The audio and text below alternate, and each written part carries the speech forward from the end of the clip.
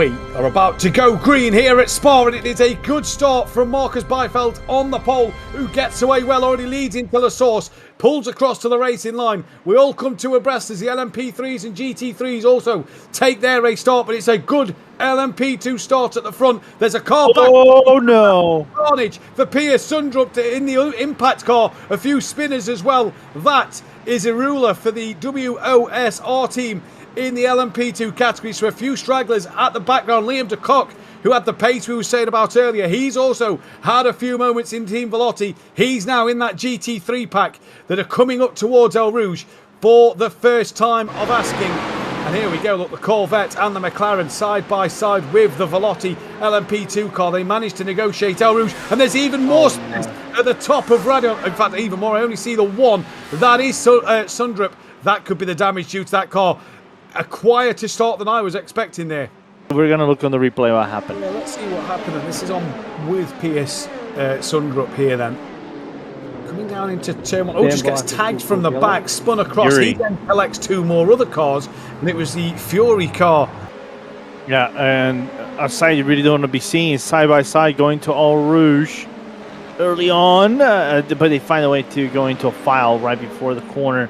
But they're going to find it off right after the rise of the crest. Oh, there we go. Oh, my God. Huge impact. We said side by side isn't going to work. They've tried to have a look up through the top of Radion. That is Marquez for turn one team there. And that is Albers in the Alpine by XRL car. Had a great run in the Pro-Am. Was a winner, I believe, in the Pro-Am back at Imola.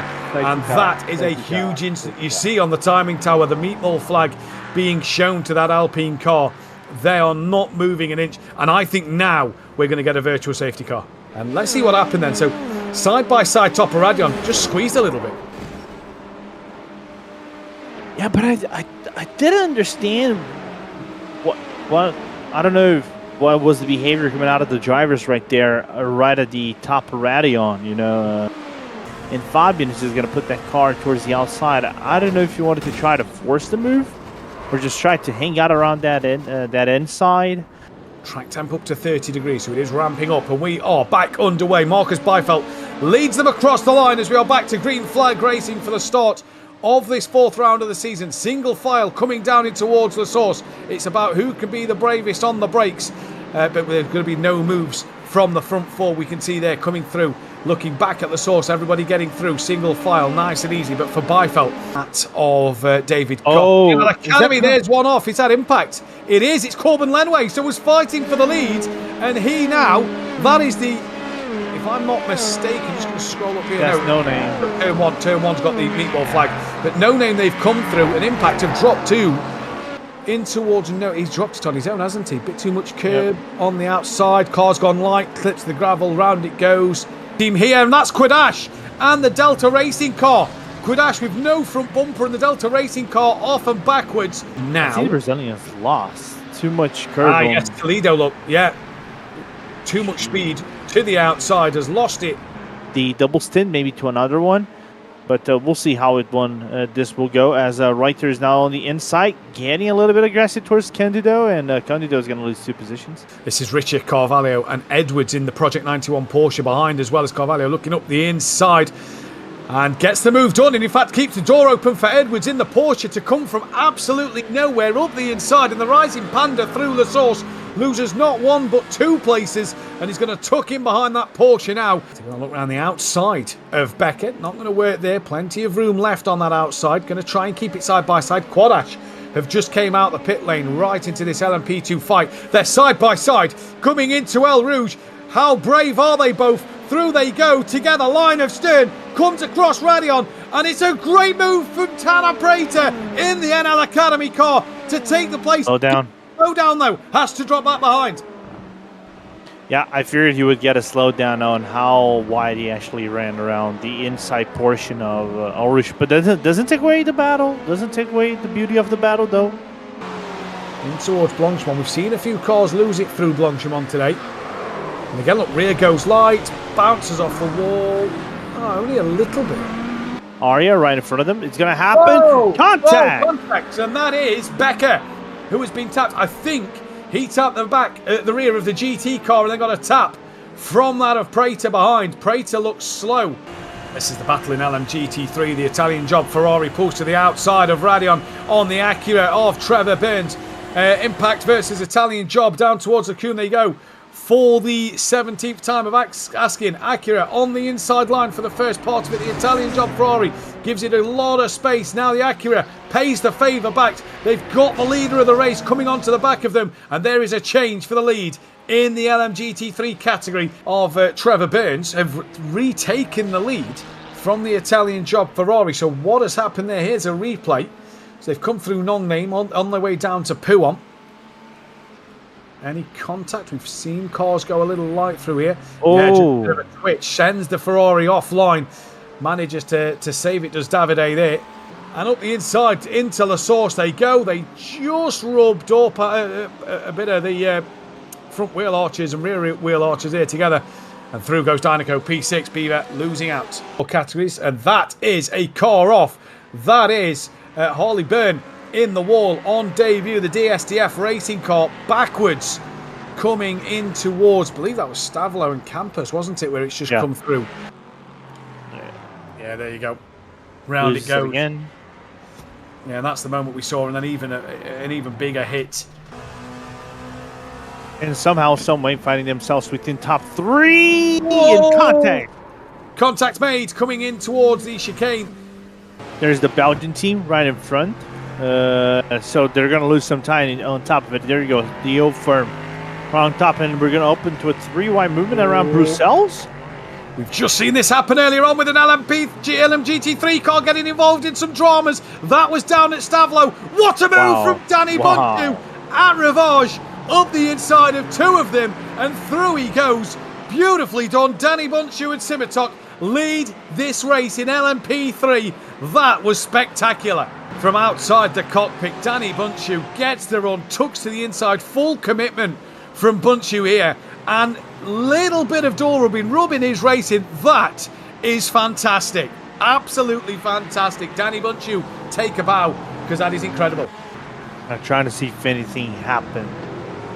But apparently, I know what happened. But if he has been issued, we can kind of like reveal over here. Is been a drive-through for the number 52 car.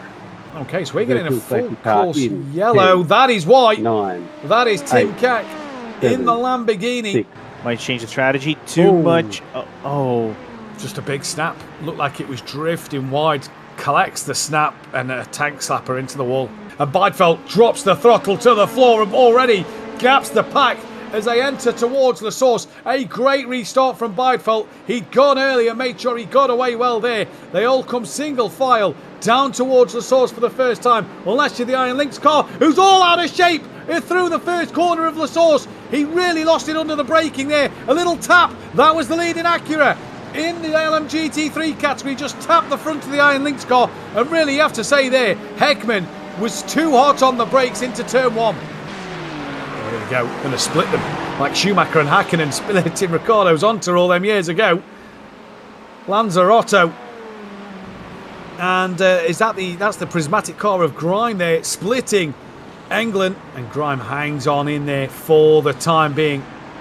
What a shame for him. And John will have to get that drive-through penalty done. He's quite fortunate that it's the Grand Prix pit lane and not the full-length pit lane. Wow, that was a send there from the blue car. I think that's the impact car of Sam Miller, who really had a send there into the bus stop chicane.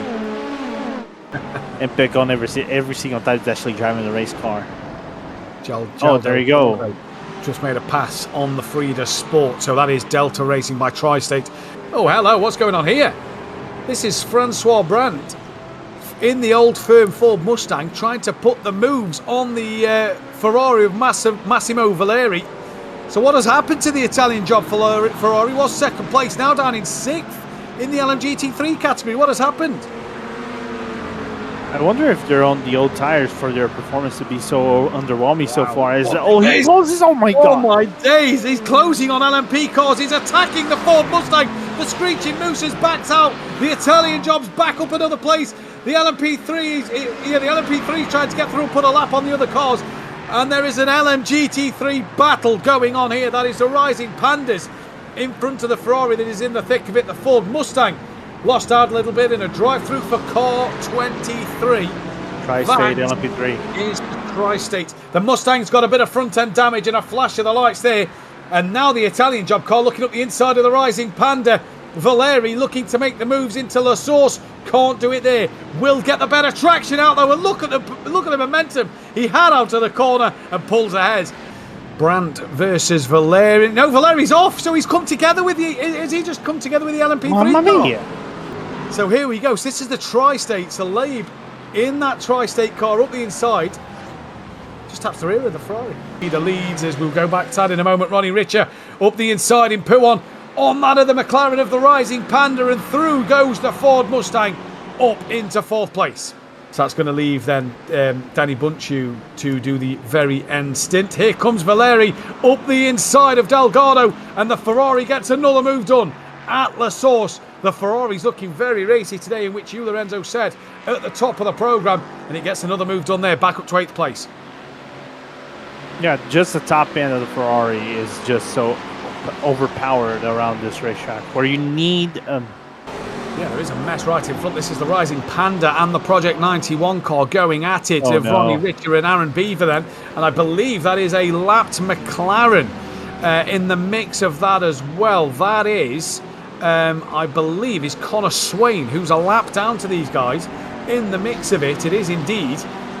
So they're trying to lap one McLaren while they're racing each other, and it is just a big mess. But it is 1, 2, 3, 4, 5 cars, 6 cars maybe in this pack, all for position if you remove Connor Swain from it. On the last lap, the impact car of Miller was a 10th quicker. Iron links to the inside of the Camel straight before the entry into Lacombe. Here comes Miller right around the outside, a great move, and gets it done by the second pot. Sam Miller moves the impact car up into P4. What a move, and what a recovery drive from that impact car. As he's done his pit stop on the last lap. That is James Seal on debut into the wall. That car broken front right there on the car. Full course yellow possibly? Most likely. Into no name, touches the curb. Oh, and it snaps on him mid-corner. Of that battle between Prismatic of Lawrence and the W2E Pro GP team of Candido. Yeah.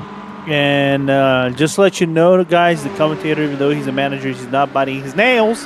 Now I am. Why do I have to speak up?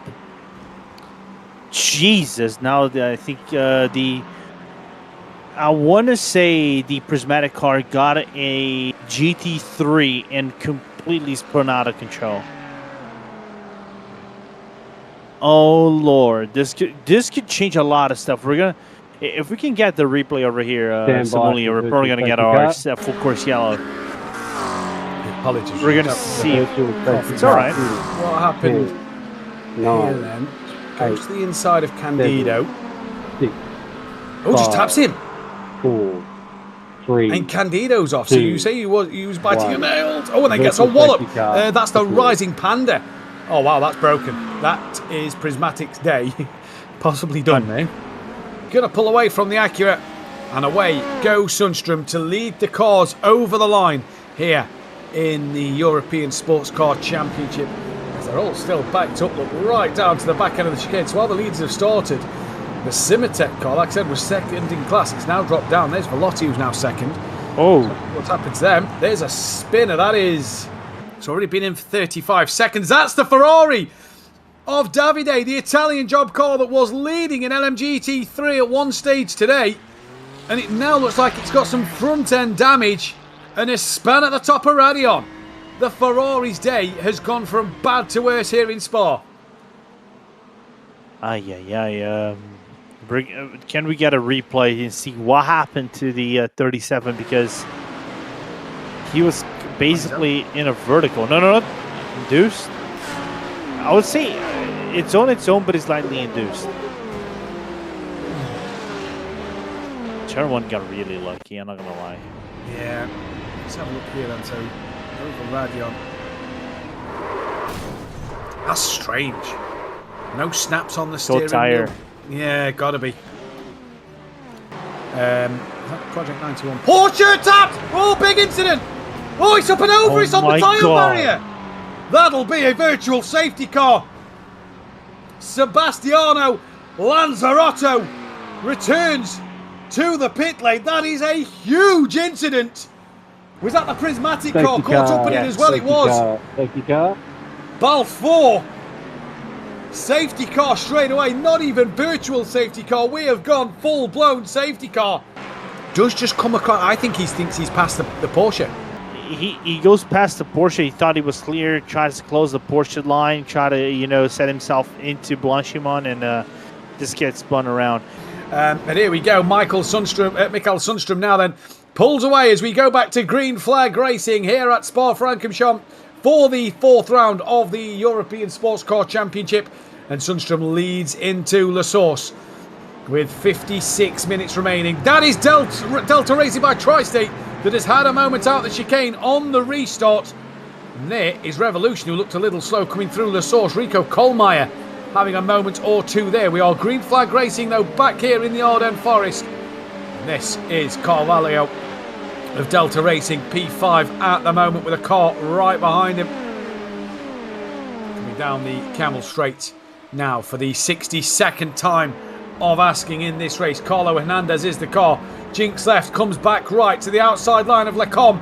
Not got it done there, tucks back in behind. A nice clean getaway from the start already. But look at this, 3 abreast. Mustang, Porsche, LMP3 into Lecom. Who's going to back out? The Ford Mustang doesn't want any of it. The LMP3 of the Simitok car sails round the outside, and we're as we were, but the old firm with the prismatic LMP2 Pro M. As you can see Lanoe on the inside. He's going to make the move on Zenkel.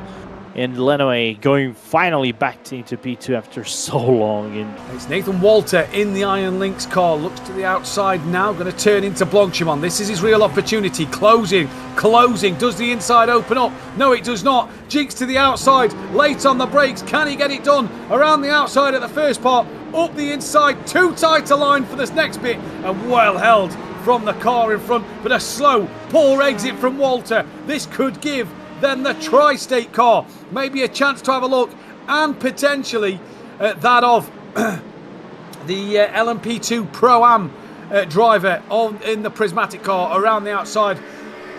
Well, they pitted last on lap 48. We're on lap 66 now.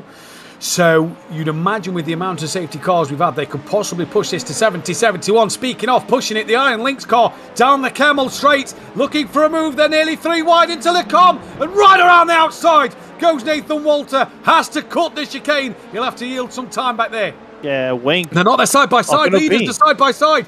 Here comes Sundstrom to the outside. Impact have managed to get up the inside. They was around early in the race. They was nearly last in the category. They now lead with 44 minutes to go. Corbin Lenoy takes the lead of this race with a fantastic move down the Camel Straight.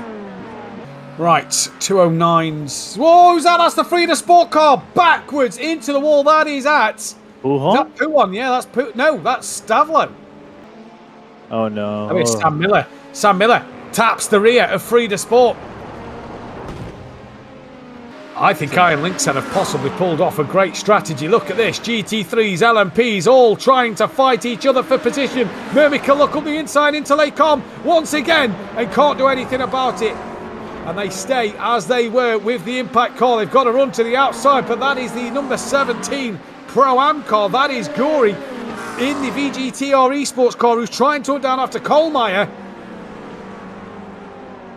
Oh, it's all happening here. The Alpine Esports involved, these GT3s involved, and it's for what could be now the final podium spot between Impact and Murmika. Iron Lynx could have pulled off a great strategy. It's now lap 72, so the Acura going the long distance, and they're side by side, bumping door to door. There was Hermish and that of Miller, and they touch again into Lecom, and a bit more contact through Lecom, and has Murmika got through? No, because Impact are still fighting it. Now they have. Great bit of racing, great bit of drama, and Murmika up into P3. And hello, what's this? That's Rico Kohlmeier, the leader of Pro-Ams in the wall on the Camel Straight. Could this be the full course yellow or possibly virtual safety car that Iron Lynx needed in this race to save a bit of fuel? But the Fury team will take the lead And to the pits go Revolution. What has happened there? Up through Eau Rouge. Over Radion he comes now.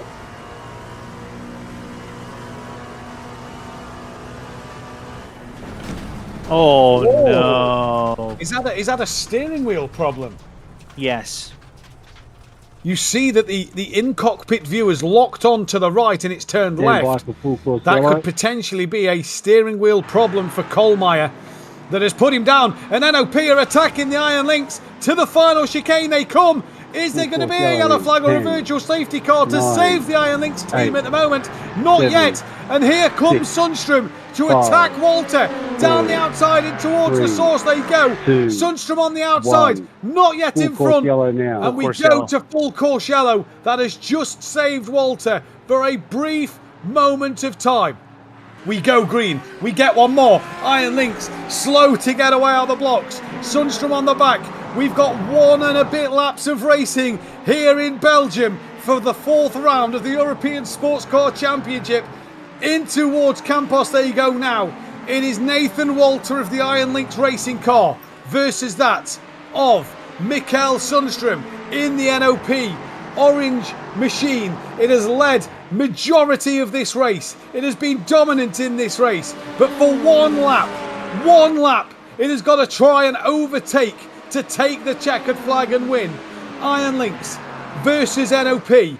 Here we go then. Into the bus stop chicane. NOP's trying to look around the outside. Not going to be done there, surely. They go door to door. NOP holds a tighter line and gets through. And with the start of the final lap, Michael Sundstrom puts it all on the line and makes the overtake happen with a lap to go. But here comes Mikael Sundstrom and the NOP team. They'll all be there ready to cheer on as he comes and takes the checkered flag to win round 4. Great drive from the NOP team. Nathan Walter and Iron Lynx second place. What a drive from them. And after that, he just had nothing else to give. And Matthew Luke is going to come away with the win on Pro-Am. Here's Matthew Luke for the Pro-Am win. Fury have done it. After a bit of a topsy-turvy race for them, the Fury team take the win from Rafael Patel in the Delta V car. We go back then towards that of Liam Kilton. The Acura is going to win here in LMGT3. It rounds the final corner. Had a great fight with the Ferrari. Got the job done on it. And the Acura wins. And now Danny Buntshu. He will approach the line. Second place has already finished in LMP3. We just await the Simatec car to win. Final race results then for the LMP2 category. It's NOP from Iron Lynx, Mermica from the GazX team, Tri-State from Impact, WOSR from the APO Racing, and Turn 1 rounded out the top 10. 11th place was the NL Academy, who retired from this one. The Pro-Am results went the way of Fury in the end from Delta V, with the VGTR Esports, who had to make a splash and dash at the end, dropping to 3rd. W2E Pro Group P4, Pro GP, sorry, P4. Good result for your team there, Lorenzo. Revolution was P5 from Prismatic in 6th. Impact P7. The GazX Racing Team 92 P8. Jeffrey Ross and the Velotti Team P9. And then Alpine by XRL P10. And then Simatok was your winners, with Danny Buntshu taking the checkered flag with the NL Academy. CCR, Tri-State Prismatic, DSDF Racing, Velotti and Kitsune, who retired down on lap 65. Then LMGT3, great result for the Impact team from Vortex. Project 91 from Fisher, Dynaco. Delta Racing by Tri-State. Rising Panda was ahead of the Italian job. VR Racing from Delta Racing. Eagle Speed, the Screeching Mooses. Old Firm, Quadash, PSC and Frida Sport. Lose them the race win. So that is provisional. Obviously, all the results are provisional while the stewards go through the decisions. But a potential penalty for the Fury Sim Sport car, which could lose them the race win. Either way, Silverstone in a month's time before we end in Algarve at the end of October. 13th of September. We'll see you next time. Goodbye.